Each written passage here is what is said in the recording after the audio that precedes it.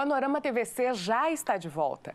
Nós estamos no mês que é celebrado o Dia da Itália. A data, comemorada em 2 de junho, marca o momento em que o povo italiano, em 1946, decidiu pela república em vez da monarquia como forma de governo. E esse marco é celebrado também por aqueles que têm raízes italianas e vivem em São José do Rio Preto.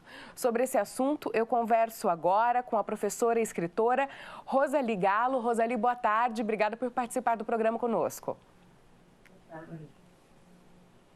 Está me ouvindo bem? Boa tarde, Thaís. Boa tarde. Sim, estou ouvindo bem. Boa tarde, Thaís. Boa tarde a todos da TV Câmara, a quem cumprimento com muita alegria.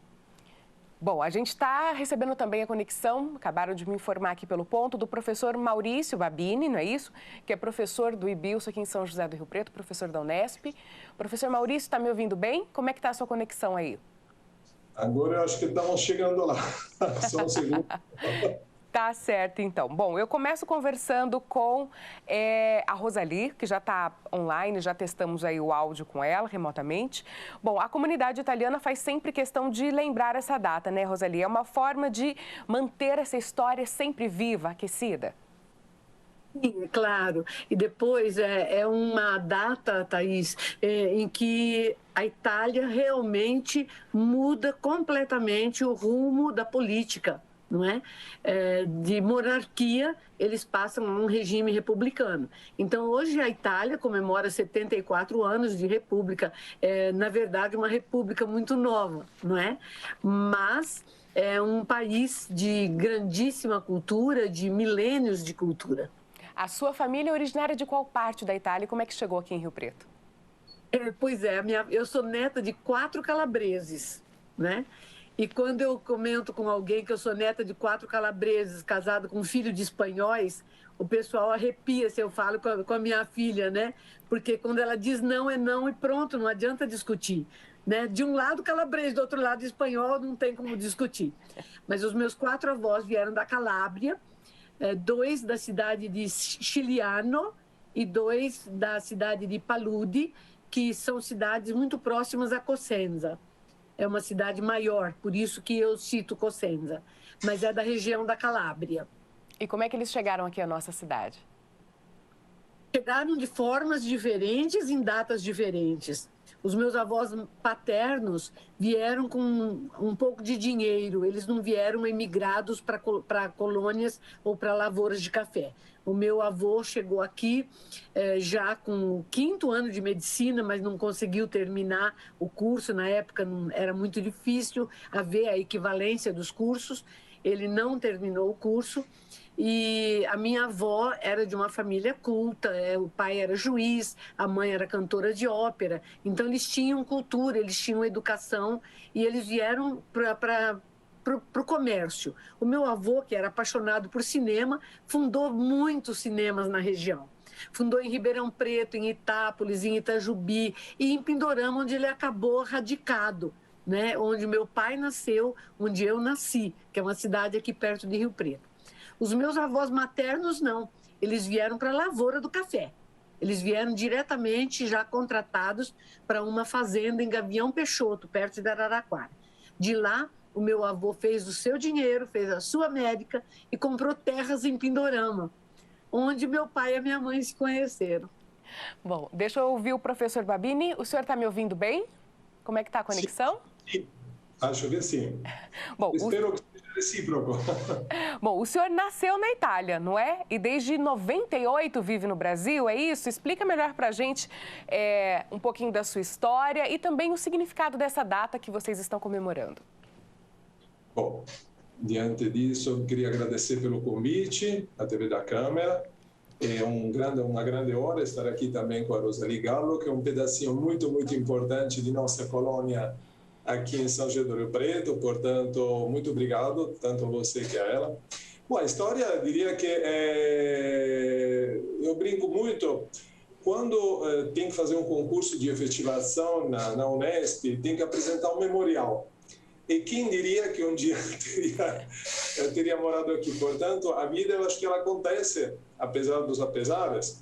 Portanto, eu nasci na Itália, me formei na Itália, depois trabalhei 8 anos na França, e depois da França fui trabalhar aqui em São José do Rio Preto, na Unesp. E, portanto, mais ou menos, resumindo, essa é um pouco a minha vida. Tenho formação em 3 continentes, isso é um dado de fato, e tenho atuado também, 2 continentes, desculpe, em 3 países, portanto, é um dado de fato. Eu acho que hoje, como hoje, enfim, diria que estou praticamente super tropicalizado aqui em São José do Rio Preto. Diria que me sinto parte dessa comunidade, dessa cidade. Bem, e aí falando um pouco do seu trabalho, sempre envolvido com o estudo de letras, não é verdade? Do idioma italiano, o trabalho que hoje o senhor realiza aqui em Rio Preto continua, dá sequência a esses estudos? Sim, de fato, eu sou professor de língua e literatura italiana, no curso de licenciatura em letras e no curso de bacharelado com habilitação tradutor. Tenho alunos de vários níveis que estudam a língua italiana, a língua e a literatura italiana. E diria que a língua italiana, ainda hoje, ela representa uma das maiores línguas, em termos de estudo, de número de estudantes e também em termos de tudo que ela pode oferecer. E como é que o senhor acompanha e como é que o senhor analisa, né, a relação entre Brasil e Itália, especialmente nesse campo cultural? Existe um intercâmbio nas produções, nessas relações? Diria que eu brinco muito sobre isso, mas acho que se a gente voltar um pouquinho atrás e lembrar da grande imigração italiana no Brasil, eu diria que os italianos fazem parte hoje desse país. Não foram a primeira grande imigração, enfim, a primeira grande imigração, mas com certeza eles começaram a criar esse forte laço entre a Itália e o Brasil, um laço que diria que continua ininterrupto há mais de 100 anos, uns 140 anos, considerando os primeiros italianos que vieram. Portanto, diria que são fortes, são constantes, contínuos, eles se alimentam, se realimentam, enfim.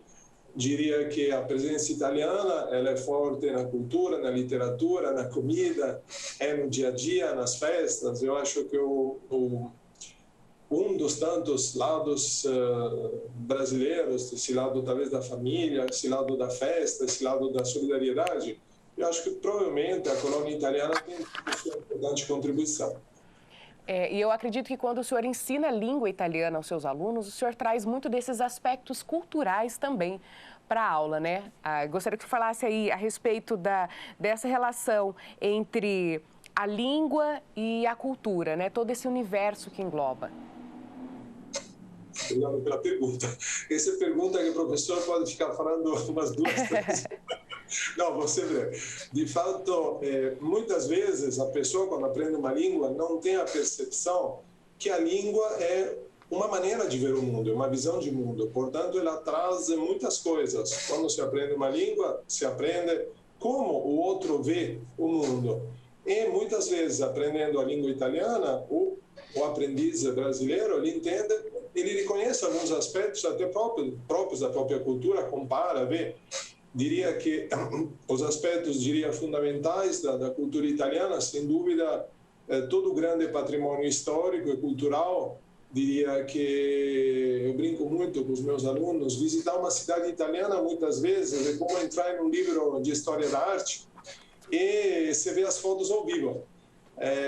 Tudo que você tinha visto no livro de história da arte, lá você vê, lá existe, lá. E às vezes cidades como Veneza, Florença, Roma, efetivamente são museus ao ar livre. Cada pedrinha, cada pecinha, cada estátua, cada cantinho lembra histórias muito antigas. Temos que entender que cidades italianas de mais de 2000 anos são muito comuns. Uma cidade como Veneza, que não é das mais antigas, tem mais de 1500 anos, portanto, estamos falando de uma civilização muito antiga e, portanto, enfim, entendo que falar de cultura a cada aula se acrescenta alguma coisa disso para os alunos. Agora, Rosali, deixa eu conversar um pouquinho com a senhora, trazer essa realidade aqui para Rio Preto. Qual a importância dos italianos na construção aqui da nossa cidade? Quais setores atuaram e continuam atuando? Isso também daria um programa grande, mas eu vou tentar citar algumas coisas, algumas alguns nomes e algumas atividades mais importantes. Se a gente pensar, por exemplo, na cidade como criação, como fundação, a gente não pode deixar de citar Ugo Golini, que foi quem fez aquilo que hoje a gente chama de plano diretor de cidade. Ele que projetou as primeiras ruas da cidade, né? Foi um italiano que veio para cá, né?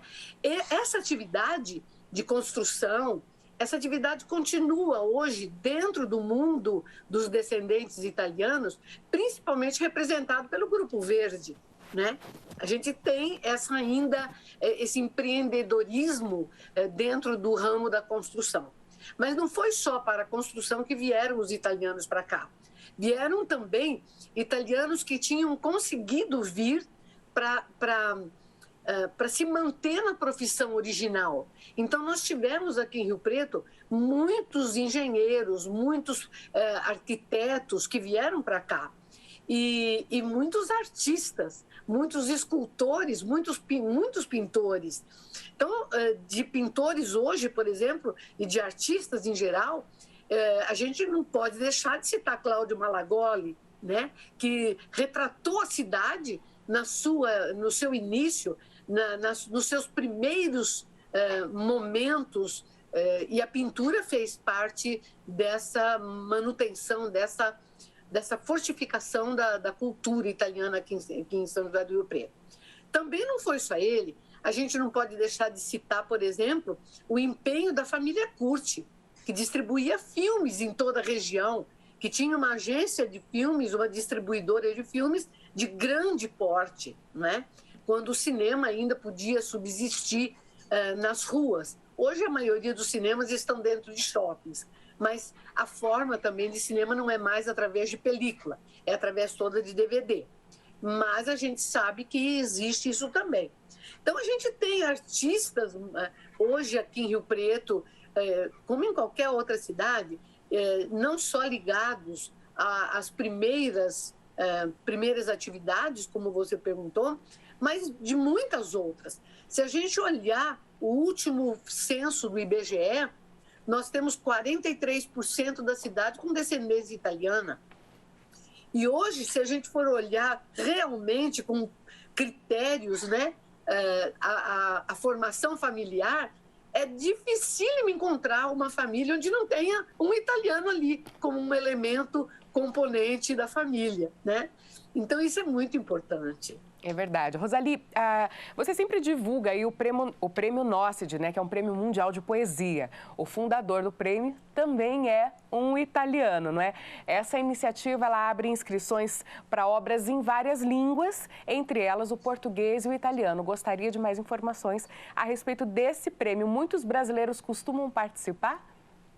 Sim, os brasileiros, desde que eu me tornei a secretária do Prêmio Nocide para o Brasil, os brasileiros têm desbancado os cubanos. Os cubanos eram sempre os segundos classificados no número de participantes e premiados. Só que quando o Brasil entrou e eu comecei a divulgar o prêmio aqui no Brasil, pelo fato de português ser uma das línguas oficiais, a gente conseguiu desbancar Cuba. Então, sempre nós estamos no segundo lugar, desde 1997. Nós estamos sempre no segundo lugar. Não vamos conseguir desbancar a Itália, evidentemente, que é o país fundador. Mas é um país que hoje já está, este ano, com a sua inscrição aberta, desde o dia 26, vai até o final de junho, o começo de julho, no máximo, e o português é, sim, uma das línguas oficiais. Eu fico muito feliz em poder divulgar, Thaís, porque nós já conseguimos, inclusive, colocar até textos indígenas ao lado do português, que foram para lá, classificados também há muitos anos, e é muito importante, porque é um prêmio cujo objetivo maior é documentar e resgatar línguas minoritárias e dialetos. Então, é um prêmio, vamos dizer, com uma vertente histórica que é importante, tanto que a Unesco tem chancelado o Prêmio Nocide como um dos 5 maiores prêmios de literatura mundiais. E as inscrições para esse prêmio estão abertas? Estão abertas. Desde o dia 26 de maio, as pessoas podem acessar o site www.nosside.org. Nosside, Nosside.org. E aproveitando, gostaria de falar a respeito de um chamamento importante, né, para os cidadãos italianos que são residentes no exterior, que é a participação em um referendo público que vai decidir a continuidade ou revogação de algumas leis na Itália. Estou lendo aqui, entre os tópicos que serão analisados estão questões como a prisão preventiva e também como fica a candidatura e o mandato para políticos condenados por crimes. Como é feito esse voto, Rosalie? É por correspondência? O cidadão recebe um kit para votação? Como é que é esse esquema? Eu vou falar uma parte e depois vou deixar outra parte mais específica para o professor Maurício. Ok. Na verdade, a gente recebe sim, recebe um kit pelo correio e vem com os votos e com as instruções para a gente votar e encaminhar. Eu já encaminhei o meu voto, já foi para lá. Muitas entidades ligadas ao governo da Itália fazem essa divulgação, fazem esse esclarecimento para a população. Porque atualmente, Thaís, só a Itália permite que os seus cidadãos que moram no exterior e descendentes que têm cidadania e estão registrados no AIRE, que é o cartório do consulado, né, é que podemos votar. Não são todos. Aqueles que ainda estão solicitando cidadania não recebem o kit, mas quem recebe com essas instruções. E a respeito do referendo em si, eu acho que o professor Maurício pode entrar em maiores detalhes. Professor, vamos falar da relevância, né, desse chamamento e como a professora Rosalie também colocou aí, destacar que é o único país que dá essa oportunidade para cidadãos do mundo todo, vamos colocar desse jeito. Que informações o senhor tem a acrescentar? Eu diria que o nosso assunto de partida foi a Festa da República. Eu diria que eu gostaria de lembrar apenas uma frase de Piero Calamandrei, que a liberdade é um pouco como o ar. A gente percebe que ela existe somente quando ela começa a faltar. Ou seja, tudo isso que nós estamos fazendo hoje, falar da Festa da República, falar de um direito de voto, enfim, tudo isso nós temos que lembrar que esses direitos foram conquistados com sangue, que as democracias elas são muito jovens em muitos casos, portanto nós temos que dar para elas muita força, muito apoio, temos que continuar dando a elas todos os elementos para que elas possam se fortalecer, crescer e melhorar. Portanto, o referendo é um dos tantos momentos da República Italiana. Os referendos têm caráter abrogativo. Portanto, o eleitor vota sim por abrogar, não por não abrogar um texto que já existe. E, portanto, eu entendo assim, todas as informações específicas estão em vários sites. Eu recomendo sempre a todo mundo, não apenas a quem nos escuta, sempre de buscar informações em sites oficiais, sites recomendados, portanto, começando pelos consulados, a embaixada, enfim. Sempre procurar antes a informação oficial, depois tem muitas associações confiáveis, mas enfim, sempre buscar a informação oficial e tentar se informar. Mas acho que a coisa mais importante a se dizer é que efetivamente tudo isso faz parte do que nós chamamos de democracia e no que diz respeito à unicidade desse aspecto, é que efetivamente os italianos estão literalmente catapultados nos 4 cantos do planeta. Tem italianos praticamente, diria, em quase todos os países do mundo. Aqui nós tivemos mais ou menos 1,5 milhão de italianos como imigração antiga. Eles tiveram filhos, se multiplicaram literalmente. Portanto, temos muitos. Os que votam, como falou, os que têm direito de voto, como disse justamente a senhora Rosalie, são os que estão registrados no consulado e os que manifestaram interesse em votar. Portanto, não são todos, mas são muitos. E entendo que quem pudesse informar, quem tiver acesso, enfim, quem puder, seria importante participar desse pleito. Bom, Rio Preto tem uma agência consular italiana, né? Que também pode ajudar. Quem que pode falar comigo a respeito disso? Sobre as informações que podem ser obtidas nessa agência? Como é que funciona esse trabalho? Eu posso falar alguma coisa, mas muito restritamente. Certo. A agência consular ela é honorária, ela não é ela não tem autonomia, por exemplo, para fazer algumas coisas que normalmente nós do interior precisamos e para obter nós temos que nos deslocar para São Paulo. Por exemplo, aqui não se pode fazer passaporte, aqui não se pode fazer nada sobre cidadania. Então, o máximo que a agência consular, por ser honorária, ela não tem ainda um estágio superior, que é o de vice-consulado, ela tem somente o encargo e a tarefa e a obrigação e o prazer de esclarecer aos cidadãos ítalo-brasileiros ou italianos que morem por aqui e a procurem a respeito de como obter essas informações. Pode repassar informações. Por exemplo, uma informação que é importantíssima que a agência consular tem passado é que quem vai votar não pode perder prazo. O voto nosso tem que chegar lá no consulado até o dia 9 às 4 horas da tarde. Se chegar depois, não vai ser computado. Então, quem tem esse voto, não deixe de exercer o seu direito de cidadão. Interesse-se pela política que existe na Itália, porque o ser cidadão implica em ser atuante, em permanecer ligado aos interesses cívicos do país que nos atendeu como cidadão, não é? Então, é isso que eu quero deixar bem claro. Por favor, quem vai votar, inteire-se, como falou o professor Maurício, inteire-se a respeito de cada item, de cada quesito, porque são 5 quesitos. Inteire-se a respeito, procure informações e não deixe de encaminhar, porque é gratuitamente o encaminhamento de levar o seu kit aos Correios em tempo que ele chegue a São Paulo, no consulado, antes do dia 9, 4 horas da tarde. E se você que está nos assistindo ficou com alguma dúvida, vou deixar aí o telefone da Agência Consular da Itália em Rio Preto, que é o 3222-0212. A agência fica ali na Avenida Anísio Haddad, número 8001, no Georgina Business Park, na Torre Milão Norte, sala 501. O funcionamento, ele é realizado das 9 horas da manhã até às 3 horas da tarde. Então, ficou com dúvidas, procure a agência consular para esclarecer.